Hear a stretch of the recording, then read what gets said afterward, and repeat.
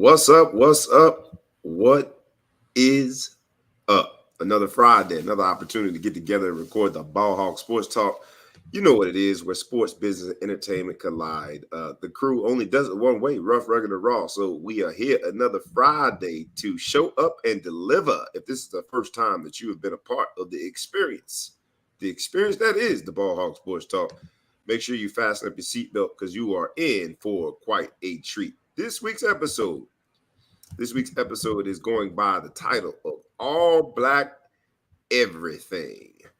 All Black Everything. You know what it is. Any particular event that requires you to dress in black, a black tie event, or an all black party, a soiree, shall we, has significance. And this week we have seen in sports, business, entertainment that the significance and the prominence of some of our black athletes, some of our black entertainers are on full display. So we're going to bring that to you, and we're going to analyze it the way that we do. Rough, regular, raw.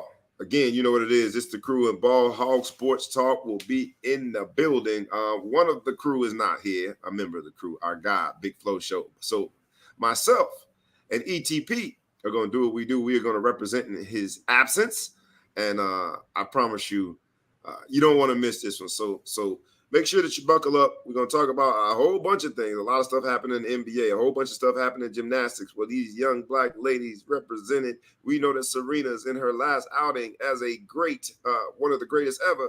So all black everything will be that and then some in terms of how we're going to deliver. So fasten your seatbelt. Here we go. It's the Ball Hawk Sports Talk. Let's go. Wake up, wake up, wake up, and stay woke, because this is the Ball Hawk Sports Talk with your boy, B. Brown, ESQ, a.k.a. the Ball Hog, a.k.a. the Mouth of the South. This is the place where sports, business, and entertainment collide. And we're going to give it to you rough, rugged, and raw, so come get you a spoonful, like some grits with butter and salt. You know how we do it in the South, y'all. Make sure you do not get caught in your feelings. Strap on your seatbelt and enjoy the ride. Come on, let's go.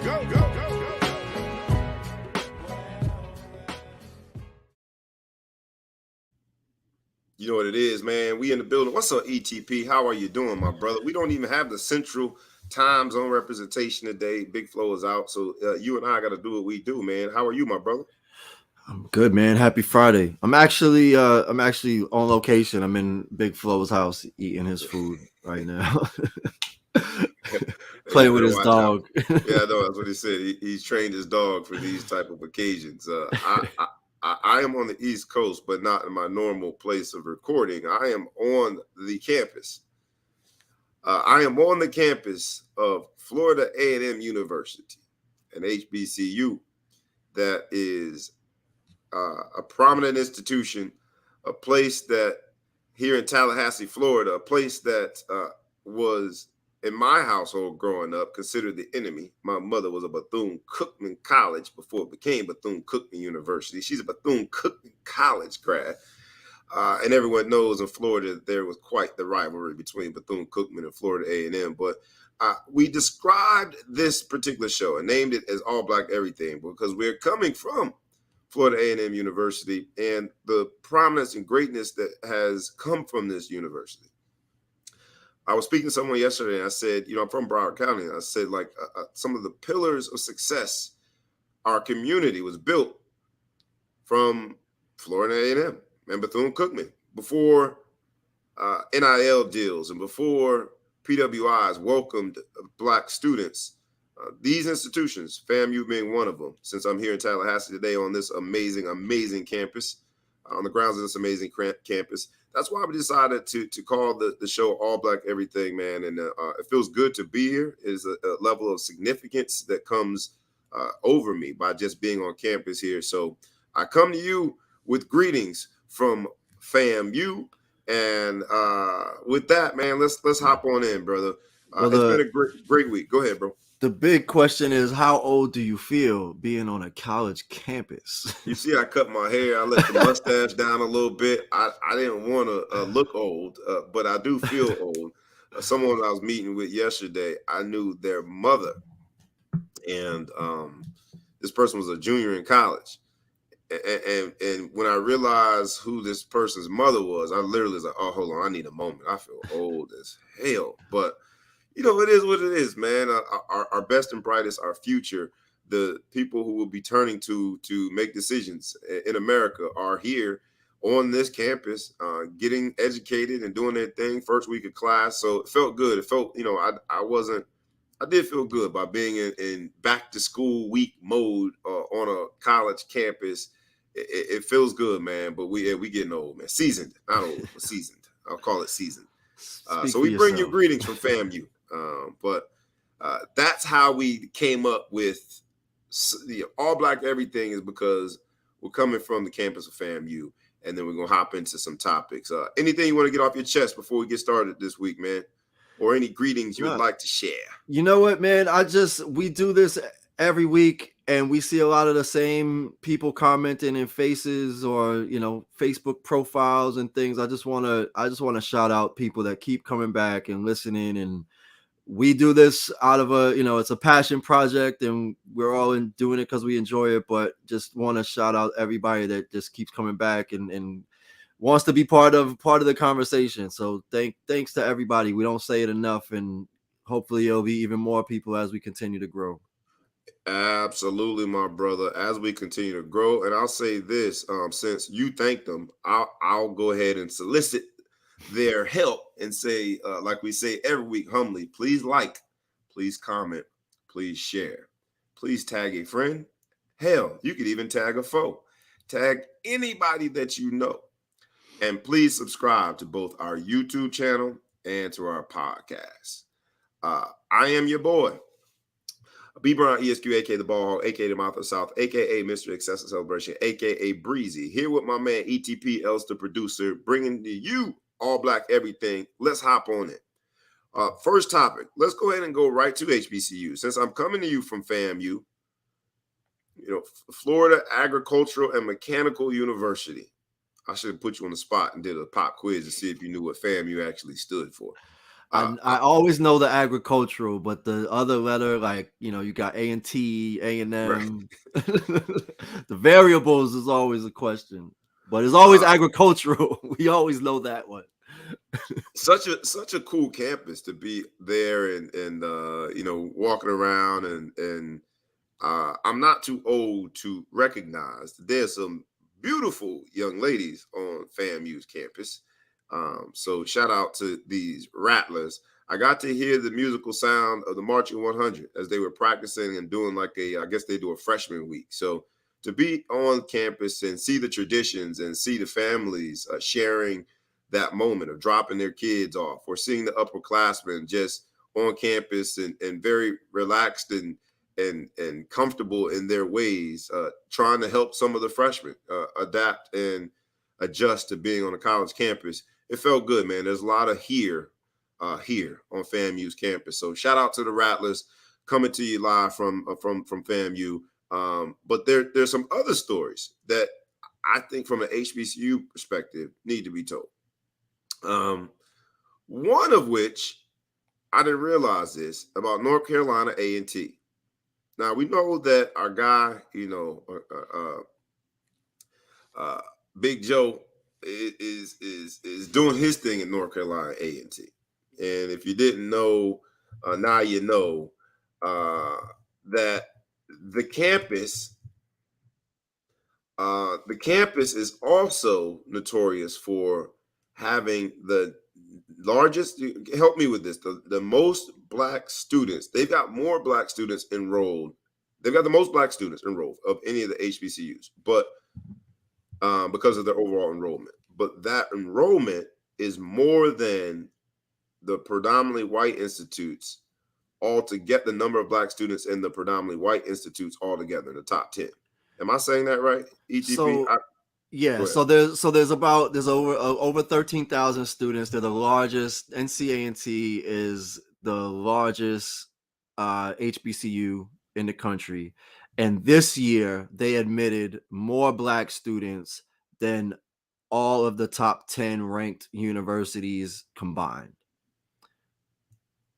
Wow. That to me is wild. It seemed as though that stat was wrong, right? You and I both were like, no, that can't be right. Yeah. Right? Well, It can't it's be like right. it's impressive and depressing at the At same the same time. time, right? It's like, wait a minute, but that can't be right. And I kept going back to it a few times, but it's crazy. Yeah. Now we know that who I like to call Big Joe, but that's J.R. Smith. And Earl Joseph is the name. I started calling him Big Joe when he messed up the timeout in he realizes the situation in Cleveland.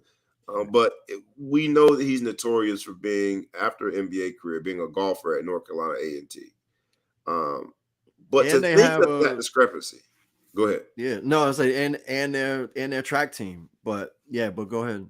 Yeah, they have a phenomenal track team. Their track team is a national competitor, and that's across the board. They compete with the likes of, you name it, any track program they can compete with. But it just seems in 2022 that would be impossible.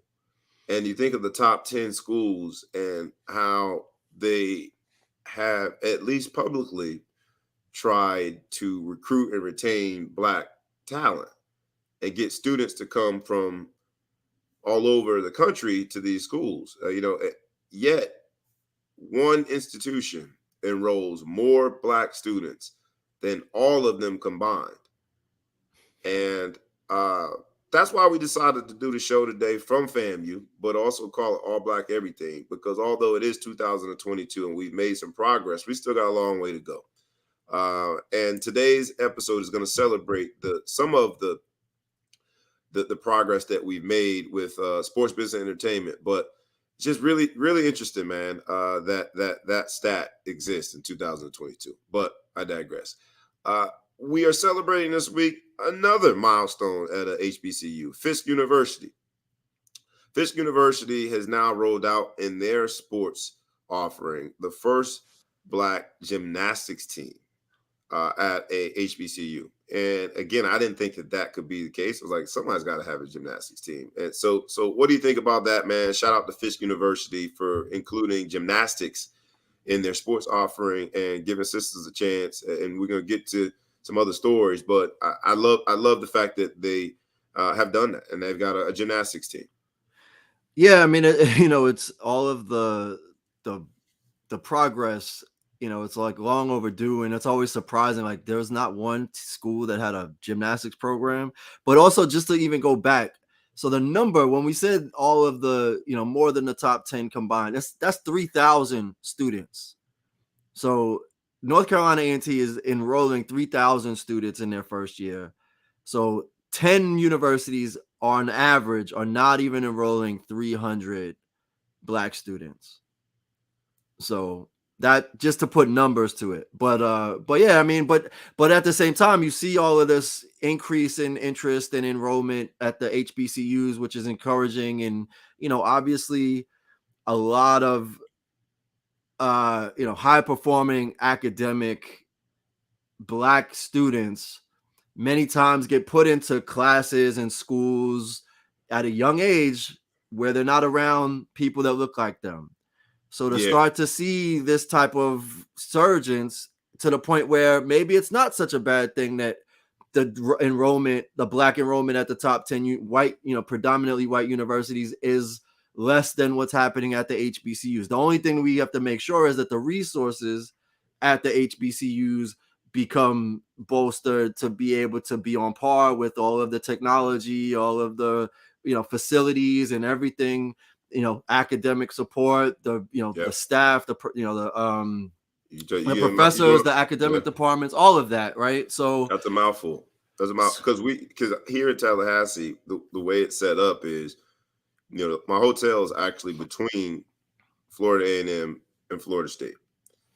It's like right in between the two. And closer to Florida State, this area is called College Town. It's being built up and a lot of money being poured into this area. And then if you walk one direction and you see Florida State University with the literally streets paved in garnet and gold, if you will, with the design and the old red brick buildings. And So that's going to the left. If I go to the right from my hotel, and I've got to walk a little ways, but I've got to walk it almost was mind-boggling. You got to walk over an overpass and over the tracks.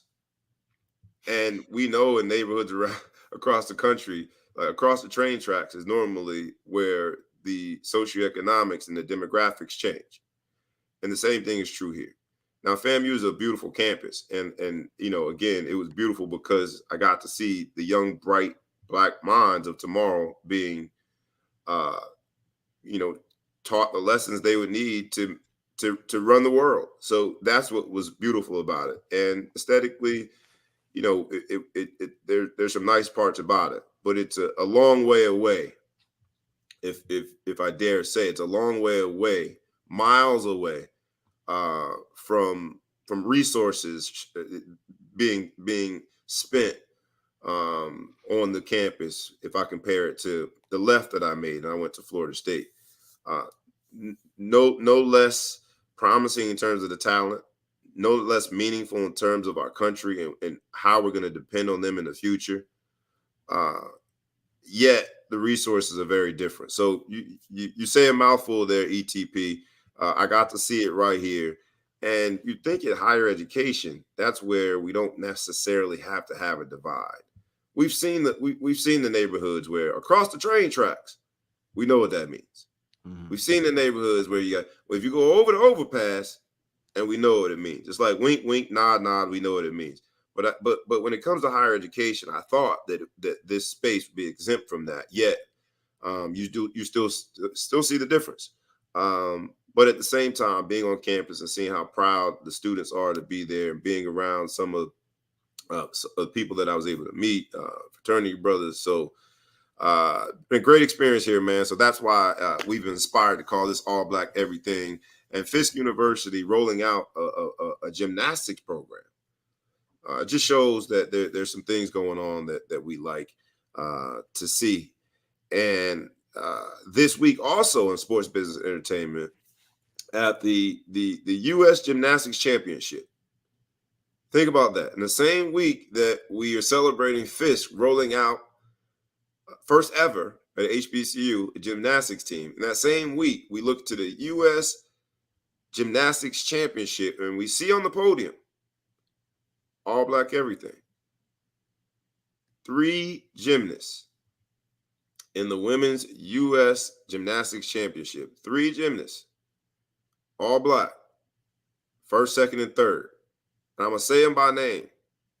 Jordan Childs, who stepped in when we needed her in the Olympics because of a thing called the twisties. Jordan Childs got bronze. She goes to UCLA. Shalise Jones got silver, 20-year-old who goes to the University of Florida.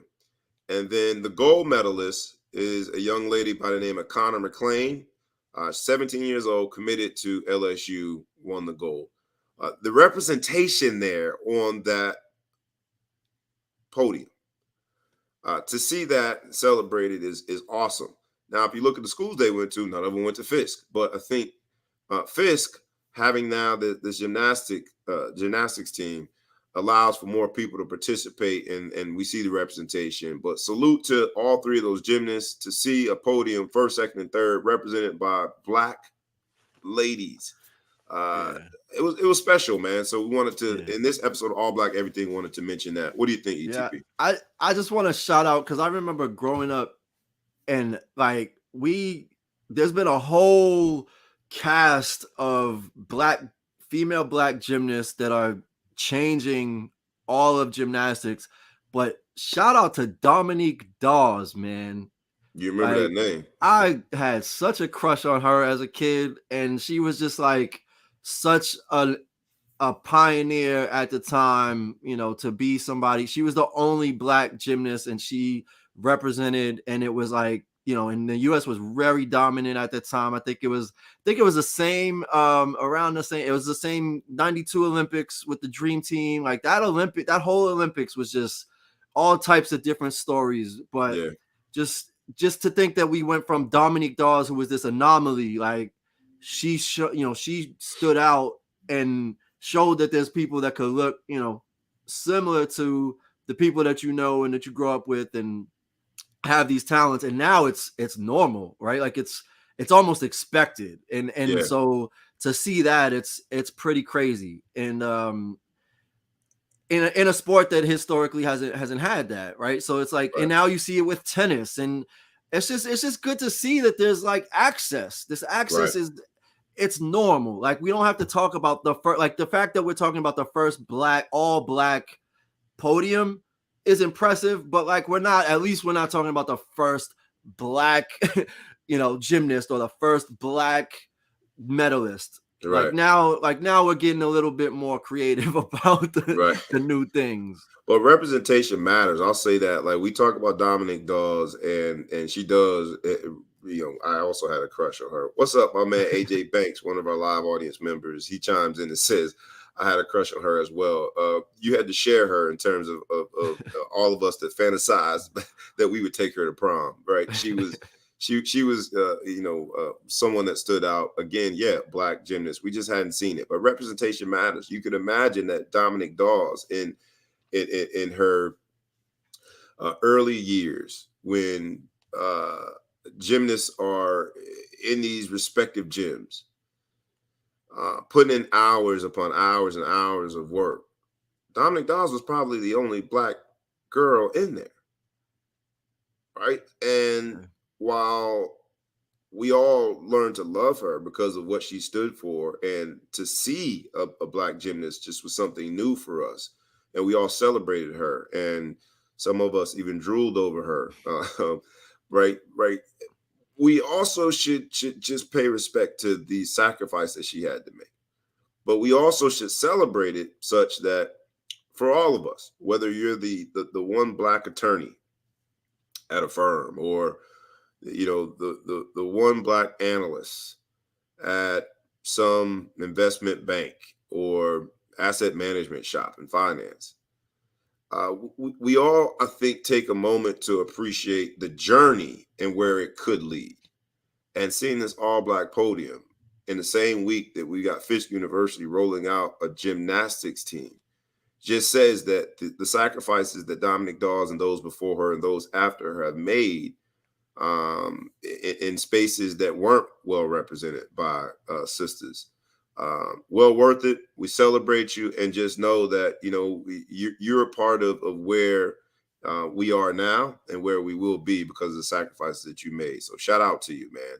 Shout out to you. And I felt the same thing being on Florida A&M's campus, because again, I think Broward County, where I'm from, Fort Lauderdale, you guys have heard me talk about it. I'm very proud to be from there. But I think back on the educators that were a part of my life. The first vice principal and principal of color that I ever encountered, right? You're at the helm of a school and you look like me. A lot of those people from my neighborhood and from those schools are graduates of Florida A&M.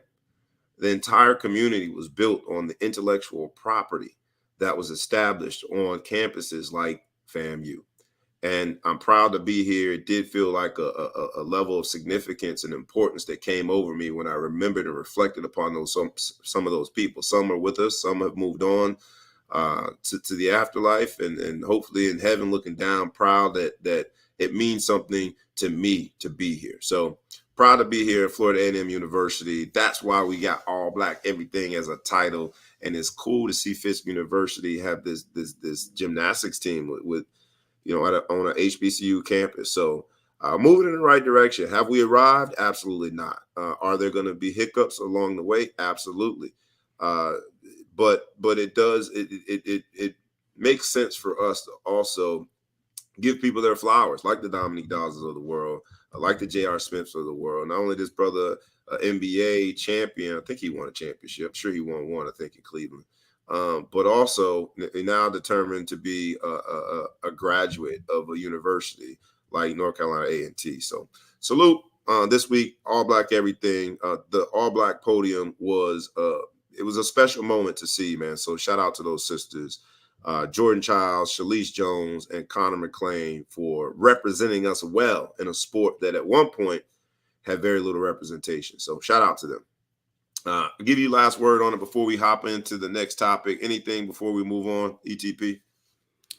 Oh man, I think you summed it up. We got a long way. There's a long way to go, but you got to celebrate the progress as it comes. So all positive for sure. All positive, man. As we celebrate these sisters who were doing their thing and representing us on the All Black podium, we also got to celebrate a sister who is entering the final lap, man. The swan song. She is about to let the curtain call happen. She's about to retire. But before she does, she's got one outing left at the US Open. You know who it is, the greatest of all times, the GOAT, maybe of all athletes. And we said this last week or 2 weeks ago when we talked about her. But Serena's last dance, man, her last stand will be at the US Open. I know the tickets are probably astronomical. While I'm in New York, I can't afford to see it because it's too expensive, but I will be there in spirit. What do we think about Serena's, man? Last tournament, you talk about representation. You talk about sort of the Dominique Dawes being the one black face in gyms across the country. Serena and Venus were the same thing when it came to tennis. You talk about Coco Golf and some of the people that came on the heels of Serena and Venus. But talk about sacrifice.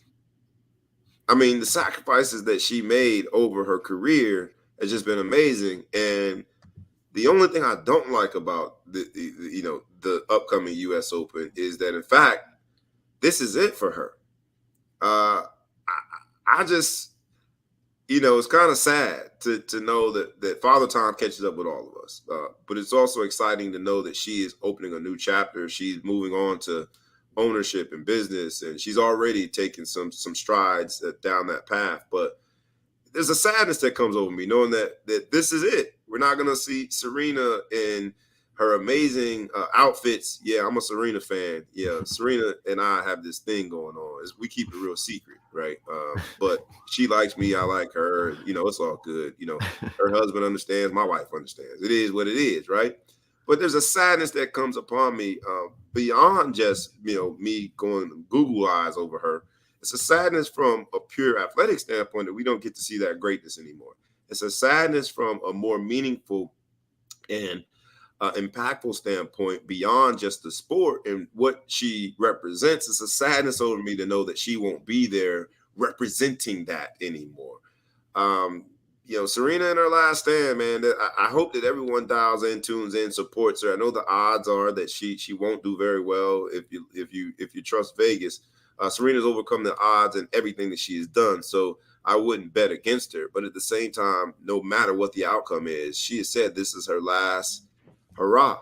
And there's a sadness that comes over me about that, ETP. Yeah, it's definitely sad. I mean, it's sad in a lot of ways, but one thing, I mean, she's had some injuries. She's obviously getting older.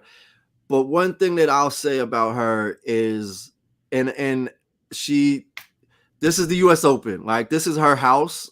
So if she's going to pull anything out of a hat, this is the place to do it. I don't necessarily see it. And it's not just because of the physical decline. Like, she's definitely slower.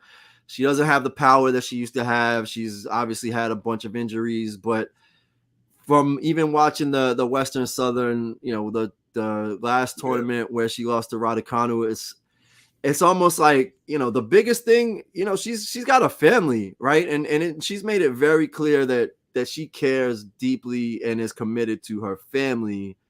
And so the way that it looks is just mentally, she just doesn't have the desire to go through that grind. And she's put in what, almost 30 years, 20 plus, 8 plus, they've been doing this since they were babies, and the grind, and like you said, the sacrifice and the challenges and the discrimination and all of the things that just come with being black, and then being black elite, and then being a black elite athlete. Like, it's got to wear you down. And then, she's in a position of advantage where she can go and do whatever she wants. It's hard to stay motivated. So for me, if she wanted it, she's Serena. She's one of the greatest athletes ever. If she really wanted it, psychologically, mentally, and she was locked in, I'd wait to buy my tickets. Yeah. But after seeing what happened, I'm definitely trying to go to the first round. Yeah. And look, man, I hope that all the powers of our ancestors be spent upon her, that she can find it in her power somehow, some way, to muster up one last, remember that Hulk Hogan thing, on the third one. I hope she just finds the power and brings something out and does amazing things in this tournament. But odds are that this won't be the record-breaking tournament, right? So there's that part of it. We want her to break the record. We're really like praying and hoping that she breaks the record, and she is moving on to other things, and family is important to her. I know, because I'm her plus one. What that means is she's told her husband that at any point something goes awry, I'm the guy that she would turn to. So as her plus one, I will say we're going to welcome her on the family side of this. But from a sports standpoint, from a legacy standpoint, from a representation standpoint, as Black folk that have looked to Serena as, an icon in sort of the prominent sports business and entertainment space, she's going to be sorely missed, man. So Serena, Boo Boo, that's what I call her. You go out and do your thing this weekend. Just know that, I'll be there for you when it's over, regardless of the outcome. But I do believe in you. I know you. I believe in you, boo-boo. Let's go do this, Serena. Serena going to pull a rabbit out of her hat. She's going to break the record on this US Open, and it's going to be the swan song. It's going to be the Jordan shot in Utah. It's going to be the I don't know any other great endings, but that's the one that comes to mind. Tiger Woods won a tournament on a broken leg, so maybe she can do pull this, it off. Serena. But what also, who's not retiring? Her older sister is still playing. Venus is still throwing her hat in the ring. So I want to always remember and recognize Venus Williams does not get enough credit because of how hard and much of a lightning bolt Serena was, and shows her greatness. But Venus right there with her, she's still going. She's 2 years older. I think we might be the same age. I'm not playing no tennis match. My knees won't do it.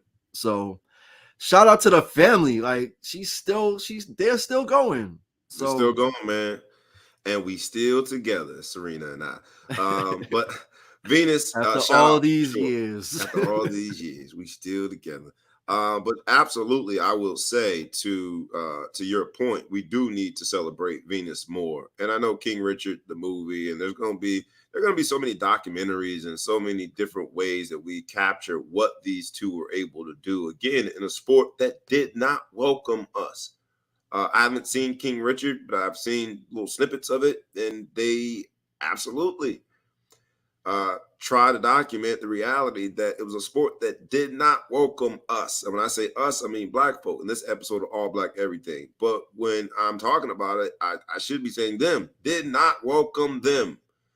A family that had decided that they wanted tennis to be their recreation sport of choice, and how they wanted to devote the time to the sport.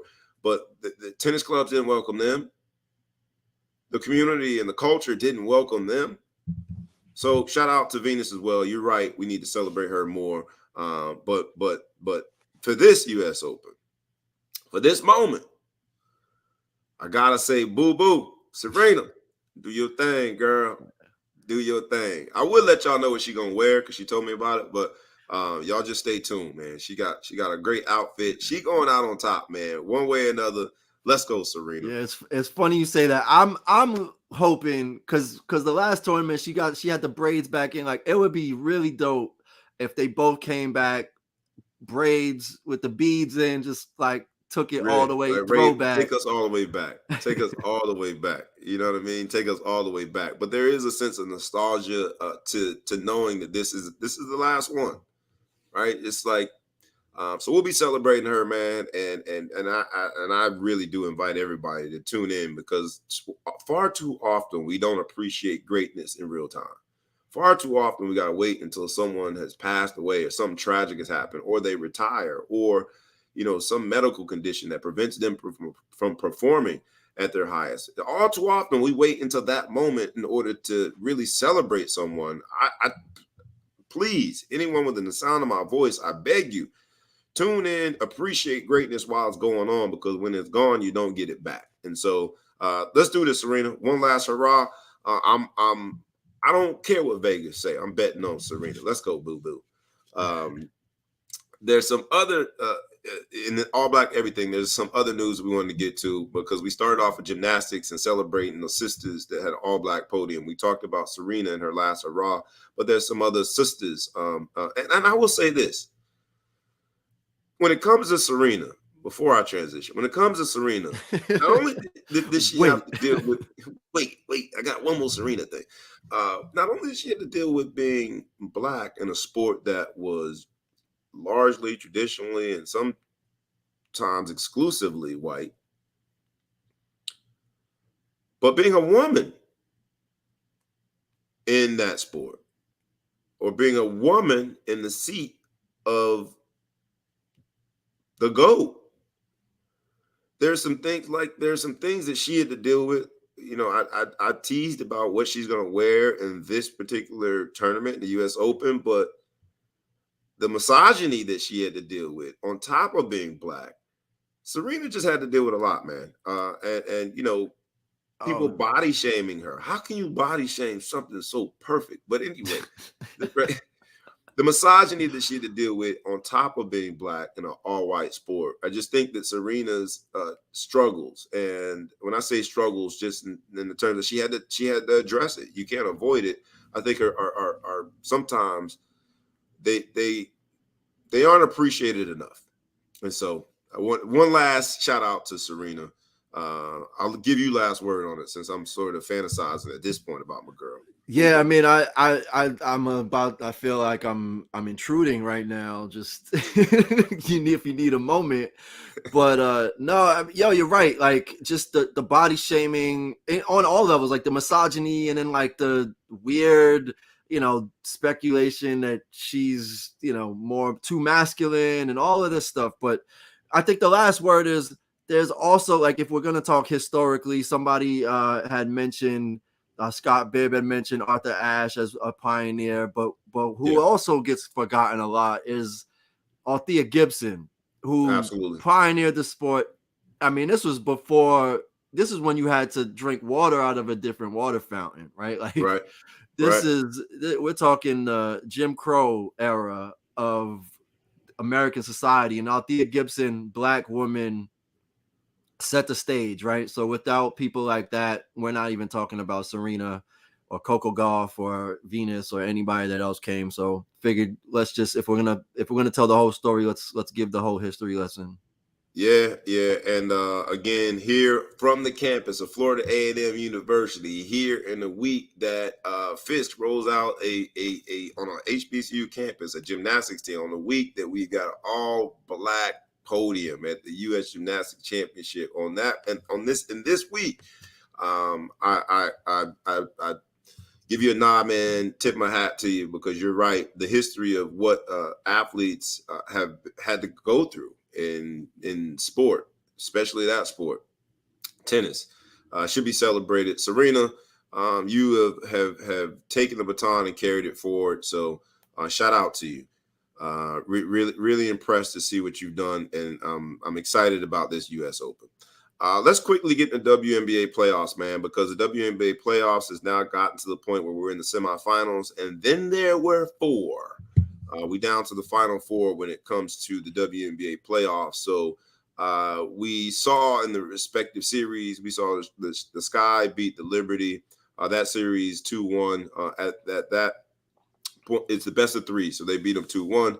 The Sun beat the Wings 2-1. The Aces beat Mercury 2-0, and the Storm, and the Storm beat the Mystics 2-0. So you've got the Storm playing the Aces, and you got the Sun playing the Sky. Both semifinal series start on Sunday, so make sure you tune in. We talk about access. We talk about the prominence of a particular sport, and it requires us to support it. So on Sunday, when these games start, tune in. Make sure you tune in. The viewership has to support the fact that we want to grow the game. We want to grow the WNBA game. That requires our eyeballs. Tune in. It don't require you to do much. If you're in one of those cities and you got the wherewithal financially, buy a ticket, buy a ticket. That's how we overcome the discrepancy between men and women's sports. Is we got to support it. So that's why we are always very, very careful to celebrate the WNBA.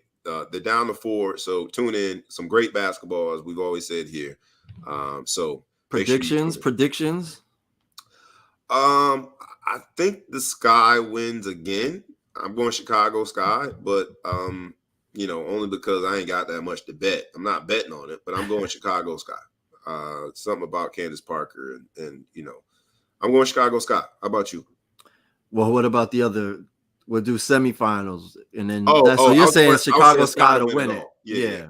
So I got the Sky over the Sun. I'm going to go Aces over the Storm. I think the Aces, when they got rid of Liz Cambage, got rid of a lot of drama. The Aces have played well. I initially thought that the Wings were going to win it all, but our girl was hurt. Riki was hurt. So I'm going with the Aces to beat the Storm, the Sky to beat the Sun, and then the Chicago Sky to win it all. How about you? I'm gonna take the Sky in the semifinals. Gonna go to the finals, defending champs. So I'm looking to see that happen. Last year I had the Aces to win it all. They disappointed me, let me down. But their offensive firepower between Asia Wilson, Kelsey Plum, Chelsea Gray, like they just got so much firepower.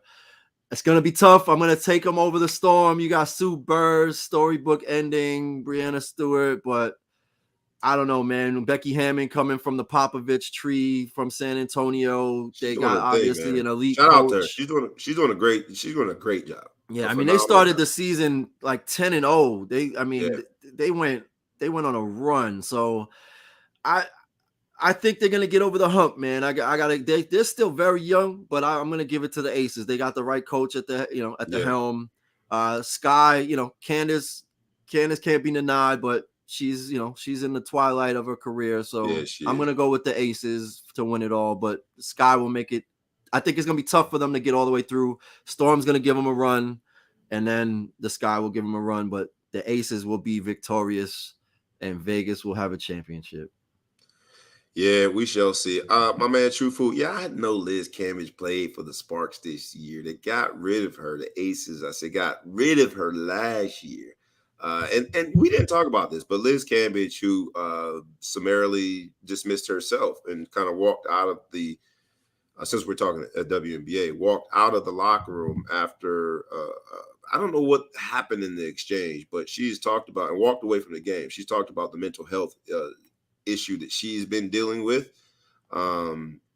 Yes, she was playing with the LA Sparks this year, but absolutely walked away from the game. So we didn't talk about it, but we'll come back to that at some point, because I think mental health, we've discussed it in the context of sports several times. So we did not miss that story. For those who are paying attention, we will bring that back. But make sure you tune in on Sunday. The WNBA is down to the Final Four. We got to support it in order to grow it, and that's how money talks. BS, whatever. You know the saying. Money talks. Eyeballs matter. Tune in on Sunday so we support the WNBA. Let's hop into NBA news, man, because KD, in this episode of All Black Everything, KD, we got to start with the all black uniforms and go with Brooklyn. Brooklyn. That's so Brooklyn. The new design is just black. It's just so Brooklyn. If you know anything about New York and just how people are here, wearing all black is just this thing here. So I wasn't surprised when they came out with all black uniforms, but I have been surprised with all the drama. It's a melodrama. It is a soap opera over there in Brooklyn, and the soap opera, since it's ever evolving, the latest in the soap opera is KD is staying put. I don't know how this impacts Kyrie. I don't know how this impacts his legacy, but it seems like KD is staying put. We're talking about it because we have to talk about it. It's NBA news this week. KD is staying put. What say you, ETP? So I hardly ever want there to be a lack of player empowerment.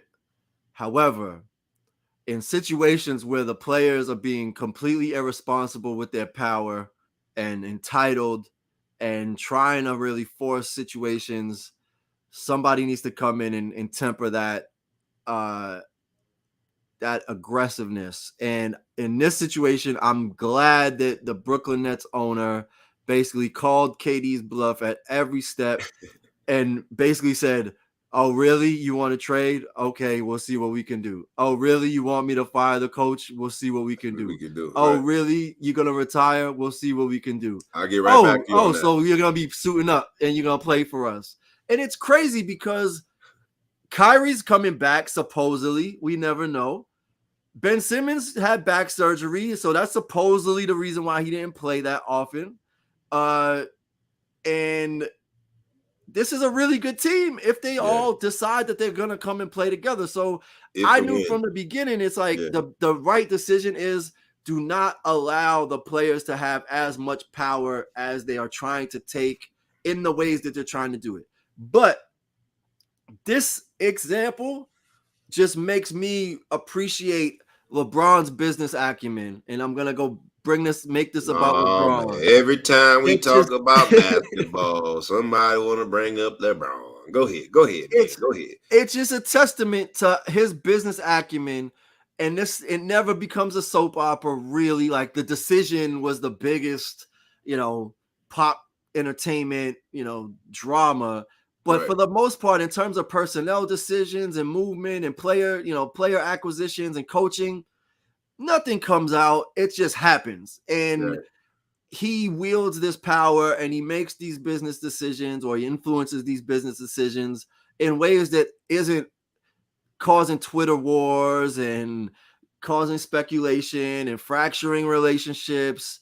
But players like Kyrie and KD, like they're aspiring to use that power and determine and carve their path in terms of their career, and they're just fumbling this in ways that just doesn't make it look good. So for me, I think it's a positive thing that it just shows that if you are going to wield your power, you have to do it responsibly and you have to do it with some level of savvy, because otherwise the fact that we're like, well, where's KD going to go? And Rudy Gobert, thanks to Rudy Gobert, the Brooklyn Nets owner should thank Rudy Gobert, even though he ended the basketball season in 2020 by touching all the microphones and creating a COVID pandemic. The fact that he was able to be traded for 4 first-round picks just made the asking price for KD impossible. Yeah. Look, I'll say this because I tease about LeBron, but you're right. I mean, even the decision wasn't his. That whole thing was produced and choreographed by ESPN, right? That whole situation was not necessarily LeBron induced. So to your point, from a business standpoint, he is much better. Pat Beverly was the one person who took to Twitter and talked about the impact of KD's indecision, KD's uncertainty, where he would land, how that was impacting free agency. Now, I thought it was funny because he called KD out. KD said, blame KD in a hashtag, because, KD cannot and will not just let something go. He's got to address it in Pettyville. And it was funny that Pat Beverly was like, man, I wasn't even talking about you. It's just interesting that Pat Beverly at the KD exchange, funny more than anything. But at the root of it and the substance of it, Pat Beverly had a point. KD basically held the entire free agency market hostage because people had to see where that biggest carrot was going before other pieces could align. And it just goes to show you, man, while you I absolutely agree with you. While the players do have power, especially supermax players like that, especially if you're in the top 5, terms of overall players in the NBA. You wield that much power, but how you use it says more about you as a person and your legacy. I think KD, through all the challenges and how he has handled those challenges, has negatively impacted his legacy. And as a basketball player, look, easy money sniper, smooth as they come, grim reap, all of those things. He's that and then some on the basketball court. But off the court, he's been so melodramatic that I think it's going to ultimately impact his legacy. I said Pat Beverly, and I talked about it in its relationship to the KD saga, but Pat Beverly also is on the move in this free agency induced week. All black everything for Pat Beverly. Pat Beverly is the drunk black uncle at the barbecue. The drunk black uncle, Pat Beverly, is going to call you out. He's going to annoy you. The person who talked the most trash, who was ready to fight because you reneged, that same uncle then gets emotional and cries and shows you love when he wins, right? He's gonna hit on your girlfriend. Yeah. Hey, you got you one there, boy. That is the drunk black uncle, Pat Beverly, and his drunk black uncleness. In only Pat Beverly terms, only Pat Beverly could end up being an LA Laker, being aside Russell Westbrook, because he's the drunk black uncle. Do you realize the things that Pat Beverly has said about Russell Westbrook? Do you realize the history behind just how much those two human beings dislike each other? And what does Pat Beverly go and do? He gets signed by the Lakers. That is your drunk black uncle impacting things. Who invited this? Didn't we change our phone numbers? How did he find the address? He just shows up. He show up in all linen. He's in an all linen suit, baby. Always. He got on the house slippers with thick socks, all linen, and he showed up drunk. Like, how you knew it was gonna be alcohol. Why you show up drunk? And that's how he is gonna show up in the LA Lakers locker room. Does this make the Lakers better or worse? I feel like there was only one possible centimeter of a decision that the Lakers can make to make an already problematic mix of people that have been not equally, but in the same stratosphere when it comes to drama as the Brooklyn Nets.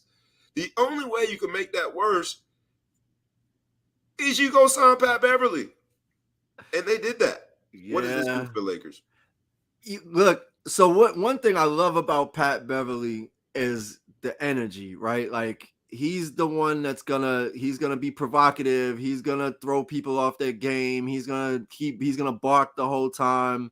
So he adds a level of grit and tenacity to a team that sorely needs it in the Lakers. Like, they're very comfortable. Like, I think that's what caused their demise last year. Is just, you got basically, predestined Hall of Famers. They're all super paid.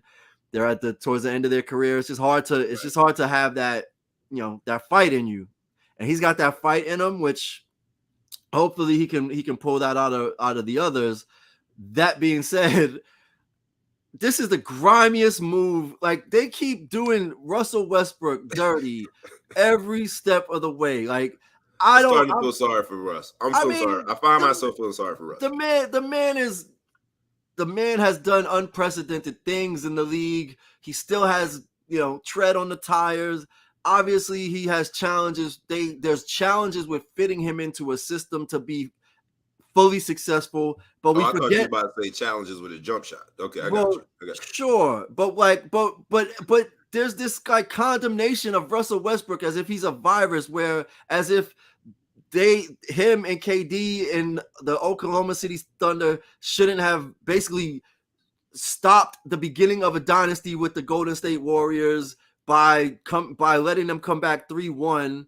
Like, the Oklahoma City was on the verge of going to the finals. They went to the finals when they were all young, when Harden was on the team to play against your Miami Heat with LeBron and Wade and Chris Bosh, and The man averaged 4, triple-double season for 4 straight seasons, but he just gets the short end of the stick, and it just gets shorter and shorter and shorter. And I definitely, once they brought him into LA, I said, look, they're going to have to think differently about the game.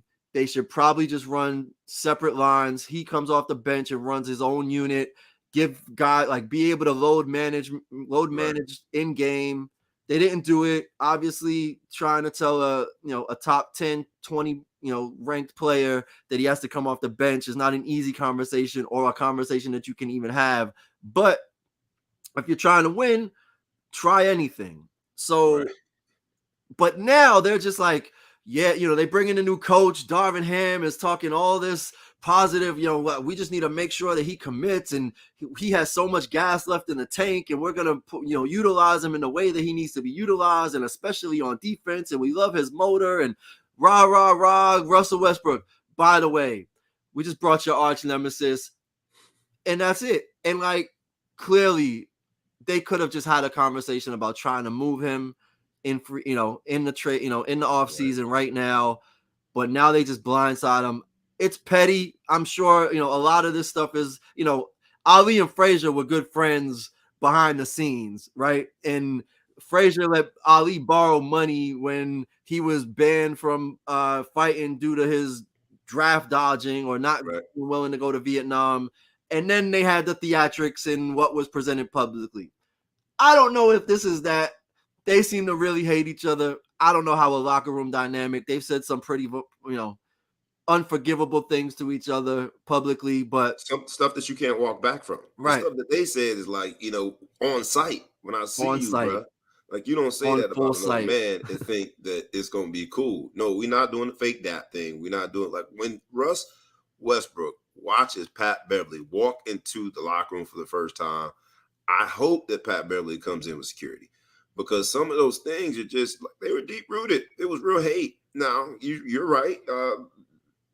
UFC and boxing and everybody sells fights, so maybe it's being sold to us, but I don't think so. Yeah. I don't think so. Pat Beverly, everybody's drunk uncle, comes to the locker room, and I promise you, it's going to be drunk uncle type behavior. I just know it. I just know it. So we'll see if the Lakers are able to overcome the disruption that will be the confrontation between Pat Beverly and Russ Westbrook, but we shall see. In the NBA news, All Black Everything Week, there's a black and blue foot, if you would, with Chet Holmgren, the number 2 pick in the NBA draft for 2022. Chet Holmgren playing in a pro-am game, guarding LeBron James, of all people, came down awkwardly on his foot. Everyone has said that he needed to bulk up. This might be the best indication of it, but unfortunately, he has some situation with his foot. I never heard of it before, but whatever it is going to cost him the entire season. Chet Holmgren out. Does this mean that people are just going to stop playing pro-am games? Because that is a very expensive pro-am game. You're losing an entire season, not just an entire season, but your rookie season. This, whether we like it or not, being rookie of the year, and I guess he would still qualify if he doesn't play. He would qualify in the second year, but that first year is normally used as a gauge of whether or not the game is going to translate well to the NBA. And Chet Holmgren, at least this year, won't be in the running to show us whether or not his game will translate. This is big news. He'll be out for the season. What do you think about it, ETP?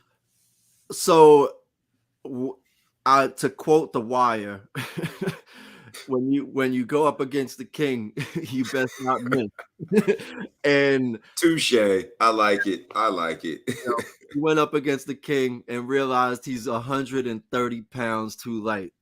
And the injury that he has is the same one that KD had, ironically, in Oklahoma City some years ago, and he was out for the season. I think it's called a Liz Frank injury, something with the metatarsals of the foot, but obviously very serious.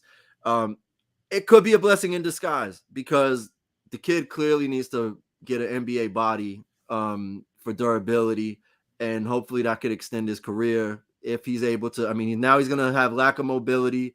He's got a whole year to rehab. The good thing is this didn't happen to him when he was at Gonzaga. because then he'd have no checks to cash. Whereas he's injured on a salary right now, so good for him in that situation. But I think in the end, this could actually be a benefit to him because it gives him a full year to really focus on getting his weight up and, building up his strength and endurance and durability, because that was light work. That wasn't what he's going to be banging. This is a pro-am game. They're not even supposed to be putting their hands on each other. So you get into the league, it's going to be much worse than that. Granted, it's a foot injury. It's not, it's not like he cracked a rib or something from these collisions, and it's a bit of a freak accident. But that being said, clearly he needs to freak accidents happen when you are freakishly thin, right? Freak accidents happen when you built like a scarecrow, when ain't enough in there. And I was rooting for Chet Holmgren, but I think this injury says there might be some reason for concern. Because those big NBA bodies, man, and he just happened to go against, the king. Against the king, being one of the most elite of those big, athletic, fast, strong bodies. But at the same time, there are other versions of that Chet Holmgren was going to have to face 82 games. And so I hope this does not hurt the participation in pro-am games. Because that was kind of the debate. That was the debate that, like, is it too risky to be out there giving people access to see you play? And Chet Holmgren might be, when we look back on it, this story might be sort of this catalyst for players having a reason not to play, because he's losing an entire season off of this. Yeah. I mean, so that is the interesting thing. One thing that I was wondering, because we've seen a lot of coverage of these pro-am leagues this year. I mean, I know we've had in the past, you've seen, Drew League's always been popular, crossovers kind of gaining some momentum. There's other leagues here and there, but I don't remember ever hearing or seeing this many, not just pro NBA players, but like elite NBA players, starters, all-stars consistently playing in these pro-am leagues. So I don't know if it's just more coverage or more participation. But to your point, if I'm a team, it's a hard thing to kind of navigate, because you want them getting their reps in and getting live action in the off season so that they're staying ready. But you got an investment. That's a big investment you're making, and these injuries can happen. Like it's not like getting your training in the gym in a controlled environment where there's very little risk of injury. I mean, you're talking live action officiated games where there's egos get involved and people are competitive, and in these pro-am leagues, you got guys that are fighting to get in the league. They just want to look. They'd give whatever they can to get a G League look, so they're coming at you hard, right? So there's risk. There's a lot of risk involved in it, but at the same time, what do you tell them? Like, go, put you under glass for 3 months until the season comes? Right. And then you've got such a ramp up trying to get ready. It's a hard discussion, really, of which way to go. But I hate to see Chet Holmgren out. Hopefully he heals to full strength, and we'll see him back in OKC uniform soon. The other NBA news in this episode of All Black Everything is Black Jesus. Black Jesus came to say it today. Black Jesus is none other than Dennis Rodman. Dennis Rodman was trying to get Brittany Griner home. He was trying to go do his thing. You seen what he did in North Korea. He wanted to use his same magic pixie dust and go to Russia and go get Brittany Griner. It seems to be, I don't know if he's going to be able to go anymore. It seems like they're pulling back from it, but have an issue. Here comes the savior, Black Jesus, Dennis Rodman. Do you believe in Dennis Rodman's ability to save the day and bring Brittany Griner home? He's Black Jesus. Black Jesus. When did Dennis Rodman become Black Jesus? That's the worm, baby. Dennis Rodman is the worm. He's the worm. So, in this case, I had to go with All Black Everything. He came to save the day. I called him Black Jesus. One of the greatest defenders of all time. So maybe he's the one, but it's really interesting how much you just have these, like, I don't want to say like B actors or B athletes, but just these like weird, Steven Seagal was trying to get Brittany Griner out. Roy Jones Jr., who is also a citizen of Russia, somehow is trying to get her out. Like, I applaud their efforts. It's just, sometimes it's like you said, like when you're talking about the drunk uncle, it's like, hey, we need somebody to, finish grilling. We got some more food on. Like, you don't get the drunk uncle to come and get on the grill because everything's gonna be burnt. So it's just always weird. Like, it's almost like they're just pulling all the reality show characters. It's like, okay, well, who's up next to try to save Brittany Griner? It's just, if we have gone, like, we went through an entire slate of people that were candidates to save Brittany Griner, and we got down to the last one, and it was Dennis Rodman. I'm saying my prayers for her, man, because I'm like, she never come home. But it seems as though Washington stepped in. What's up, Crit? And suggested he not go. But they suggested he didn't go to North Korea. We suggest you pay your taxes.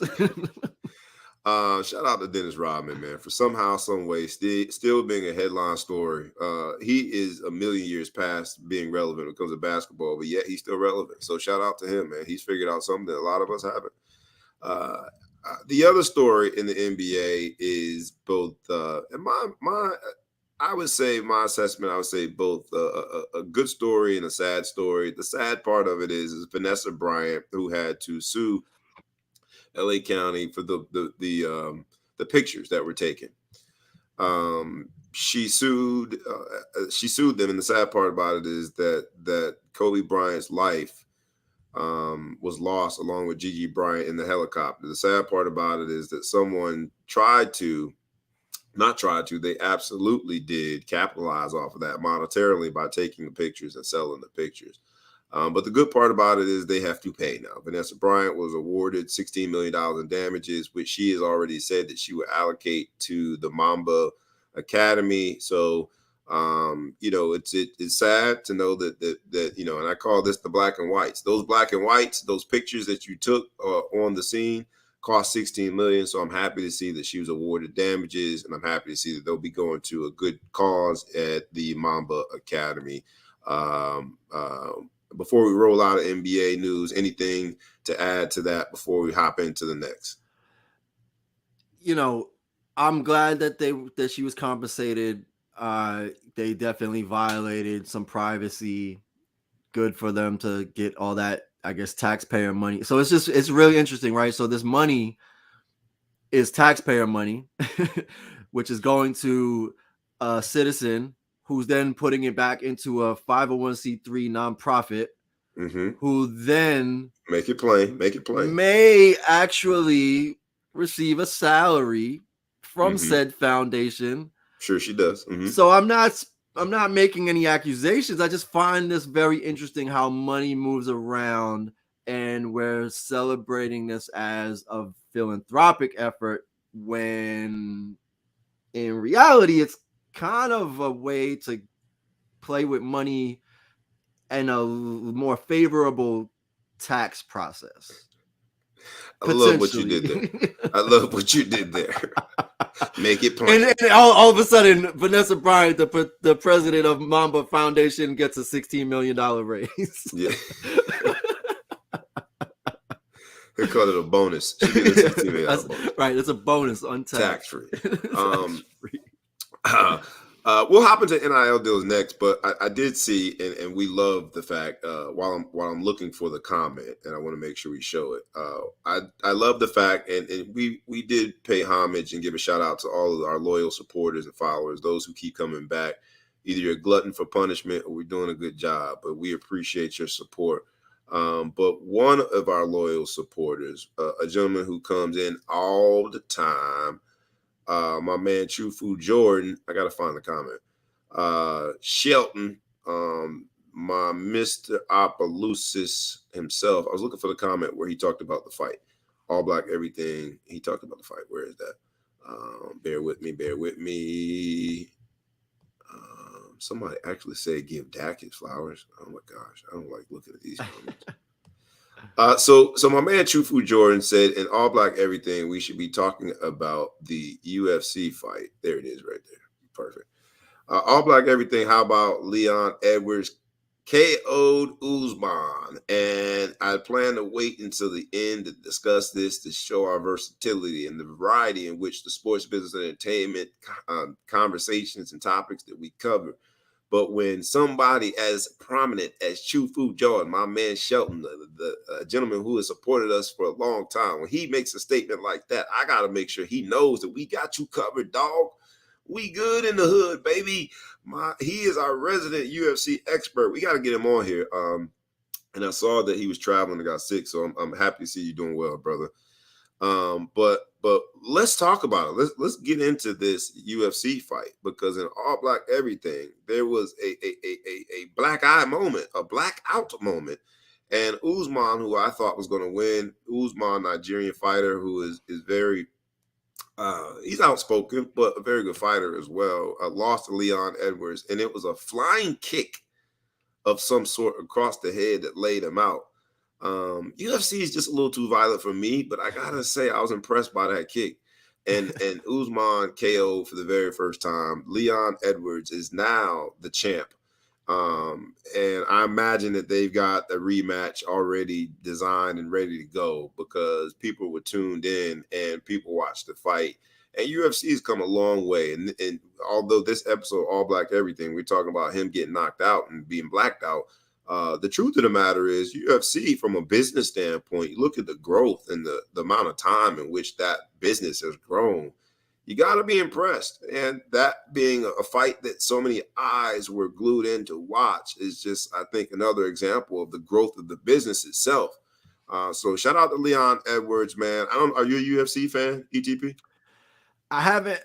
I historically, I got into it. I was working in the sponsorship space and actually learned more about the UFC through my professional requirements and really started to get into it. This was around the time when like Conor McGregor was getting big, and so definitely exciting. But I went to, I've gone to a couple matches. There was one they used to have, I don't know if they still have it, but it was the Ultimate Fighter, and it's essentially like, it's kind of like the G League or the developmental league. Aspiring to be on those aspiring, like whoever wins this tournament of amateur fighters ends up going and getting a UFC deal, and then will be part of the circuit. Right. In that one, it was like in a very small arena, and the amount of blood that was on the mat was just like, that was enough to just make me say, you know what, it's really uncomfortable that I'm sitting here watching people essentially like flirt with death for money, right? Like that. It's exciting, and I appreciate the art form of it, but it's violent, man. Like it is violent, and hats off to them, because they're committed to it, and there is a lot of skill involved. But it's just as a spectator, and to be up close to it, watching it on TV is different. But when I saw that live, and you could smell everything, and you could see the mat, just the blood-soaked mat, it's a lot to take in. It's a lot to take in. I said that people that really like it, the gory sports, the combat sports, need therapy. But the truth of the matter is that we don't understand what we don't understand. It might be you and I, those of us who don't have the stomach to watch it. Maybe we need therapy. Maybe we need to toughen up, because a lot of people tune in. A lot of people tune in to watch Leon Edwards shock the world and beat Usman. So we maybe it's us who needs therapy. Very possible. But I will say, Usman should have been knocked out a long time ago for stealing his nickname from the original Nigerian Nightmare, Christian Okoye, running back for the Kansas City Chiefs. Yeah, get more creative. He stole his man. Stole it. Yeah, let me have that. See, it's like if you don't know your history, you're ready to repeat it. You are destined to repeat it. And now this is selective revisionist history. Give the man back his nickname. Get your own. Respect your countrymen. But he is a bad man. And my man Chufu Jordan, who again always supports the show, man. I'm sure you were excited to see the fight, and make sure that you keep us up to speed on what's going on, because ETP and I just don't have the stomach to watch it. So we're gonna trust you. You're gonna you're gonna guide us to what the next big fight is, and we'll put our UFC acumen. We'll put it in your hands. Like we ask every week, and never too late for you guys to help us out here. And we ask very humbly, please like, please comment, please share, please tag a friend. Hell, you could even tag a foe, tag anybody that you know, and please subscribe to both our YouTube channel and to our podcast.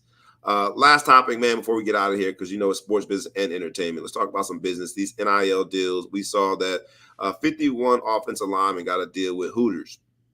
And I guess what they did is they signed different groups of offensive linemen from I think 5 different schools, but 51 student athletes have a deal because of this particular NIL agreement with Hooters. And so, look, man, I would love to have a deal with Hooters when I was in college. So it's interesting to see this transition rather from where we were to where we are in NIL deals. But the more creative, the more exciting it is.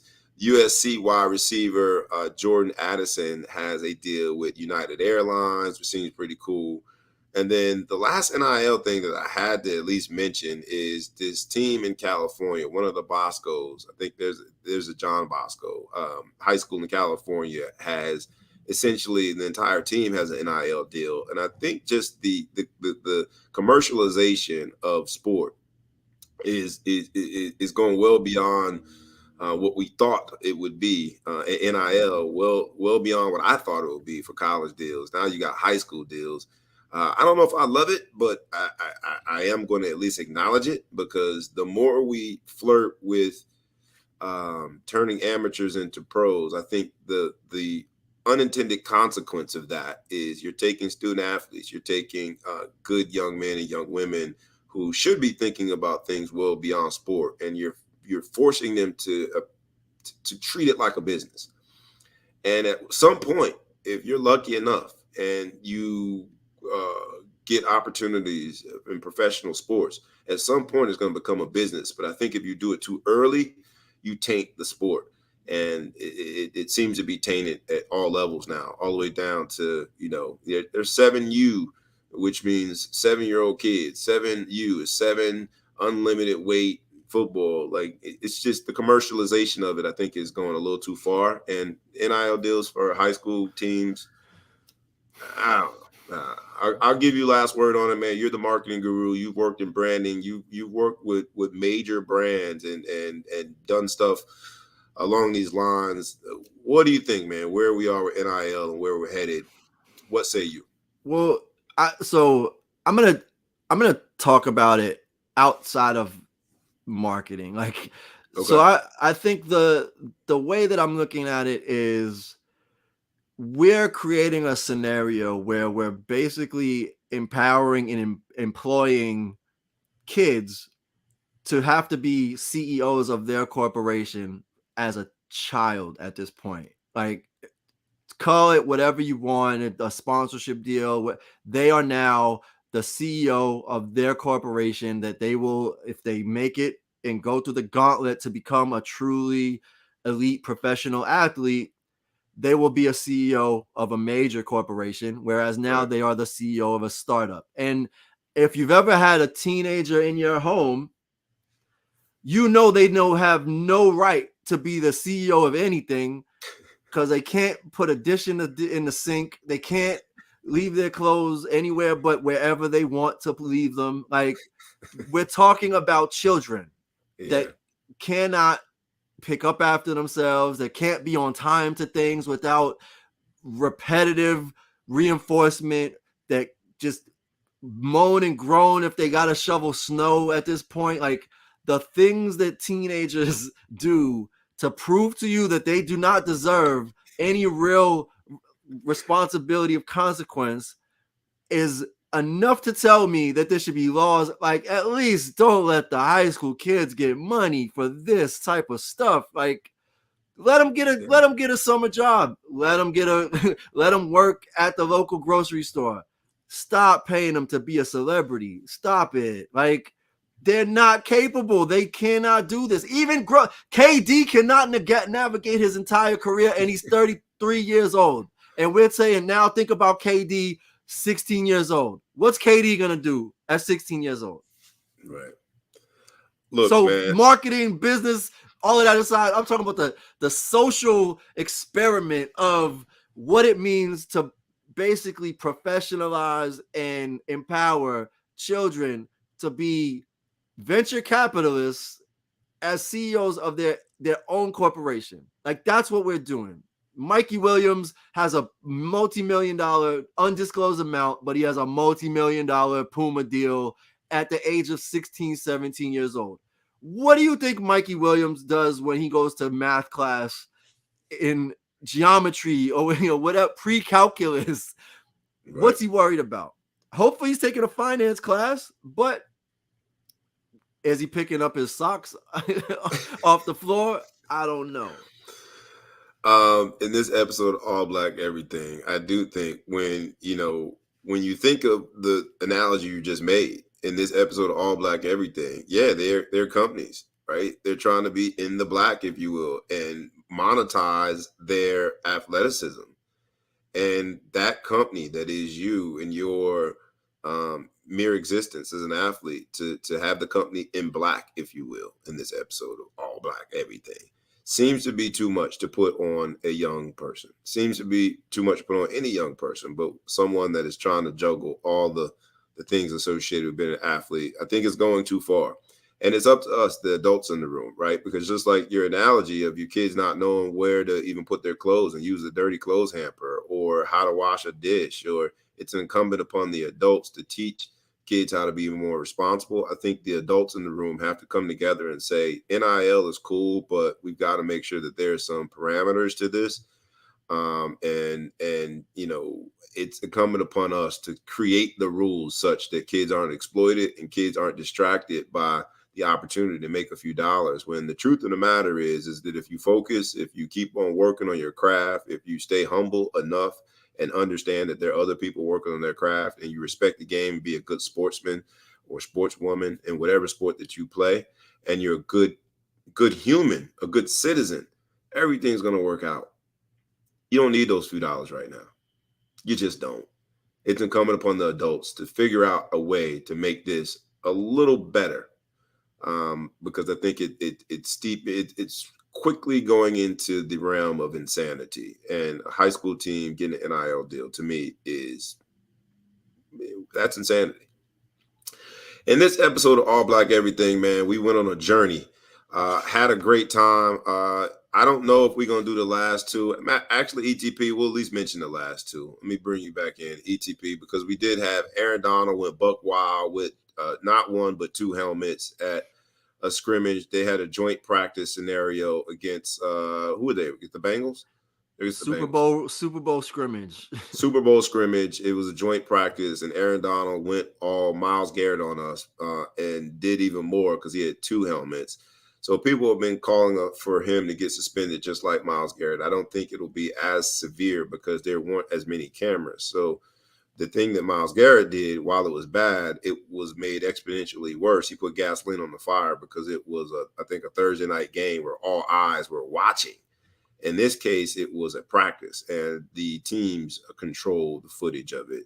So I don't know that he will be penalized as much, but moral of the story, don't hit nobody with a helmet.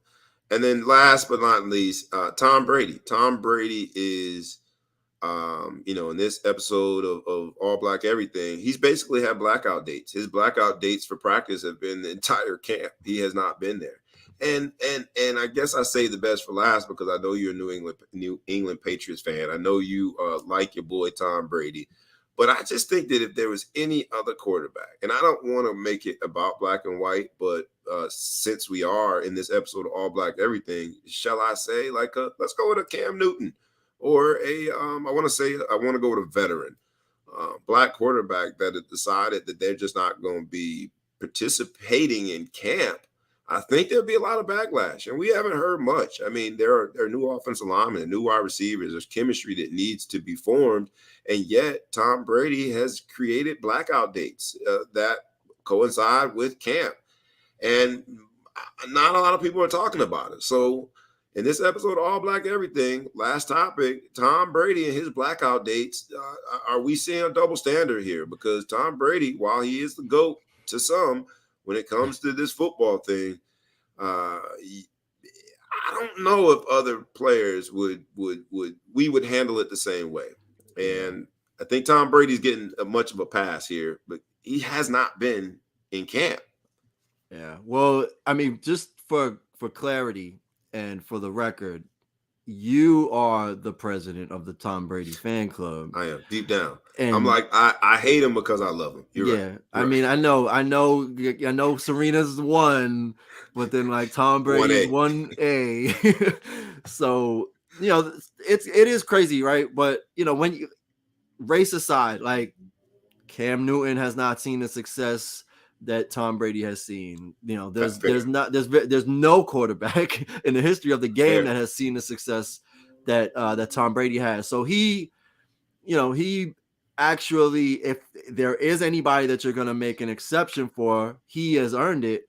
But one thing that I cannot stand in life in general, and more specifically in professional sports, is when exceptions to the rule are made for people of elite stature, right? Mm-hmm. Like if you're going to go to battle with these guys and you're going to be part of it, you don't get to sit on the beach and wait until it's time to get to work. Like you got to put in the grind. You got to, get to have the discipline. You got to sleep in the college dorms or, whatever they have to do in terms of training camp and be next to your guys. Like that's the spirit of the game.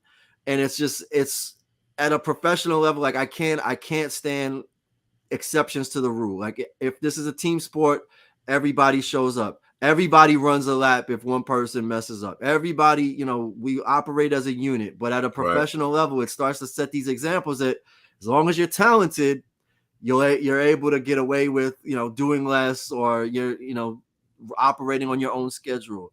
So, I mean, that part to me is the problem. Yeah. I mean, I don't look at it like, oh, Tom Brady's going to be a bust this year because he didn't show up to training camp. It has nothing to do with that. He's earned the right. He knows what he's doing. He's done this for longer than a lot of these players have even been in the league or have been alive, rather. Right? Like he's been playing for longer than than probably every single rookie this year has been alive. So at this point, he doesn't necessarily need it, but I think just from a team perspective and also just societal examples, like don't just be the exception to the rule. Don't get preferential treatment. Like that part is really hard for me to accept. Fair. I'll take that, man, and we'll go out there in this episode of All Black Everything. I give you last word on that because you are the man, New England. So I appreciate you saying it, but I also appreciate, and we talked about from an NIL standpoint, is that if you treat humans different, don't be surprised when humans feel as though they're better than other humans, right? I think some of the behaviors that we see in sports business and entertainment are really a reaction to sort of this, like you said, preferential treatment that people are afforded. On this episode of All Black Everything, man, we are coming from we're live coming from the campus of Florida A&M. That's Florida Agricultural and Mechanical University, FAMU. And we decided to call it All Black Everything because of the pride that just being here sort of has. I've just been proud to be here, man. And we know it's been around for a while, established in 1887. So been around for a while. It's the third largest HBCU. It is technically, it gets public funding. So it's a public, historically Black college, a university. And so that's why being on campus and at this hotel, being between Florida State and Florida A&M, going in one direction of Florida State and seeing literally the streets paved in garnet and gold, going in the other direction and having go over overpass and cross the tracks, and seeing that although it is a publicly funded university, that the campus was different. It wasn't as pristine. It wasn't as the look of it wasn't the same. And so I think in this episode of All Black Everything, while there's so much pride that I have just being here on campus and meeting people and seeing the students and knowing that the pillars of my community in Broward County and Fort Lauderdale, Florida, largely stem from the intellectual property that Florida A&M has produced.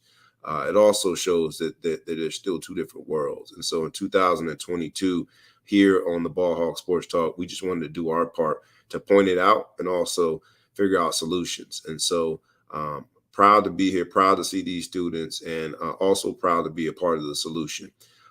You know what it is. It's the Ball Hawk Sports Talk, where sports, business, and entertainment collide. I am your boy, B Brown ESQ, a.k.a. the Ball Hawk, a.k.a. the Mouth of the South, a.k.a. Mr. Excessive Celebration, a.k.a. Brazy. We're going to all be tuned in. Let's do this, Serena. This has been a great episode, All Black Everything of the Ball Hawk Sports Talk. And with that, we is out. From FAMU, peace.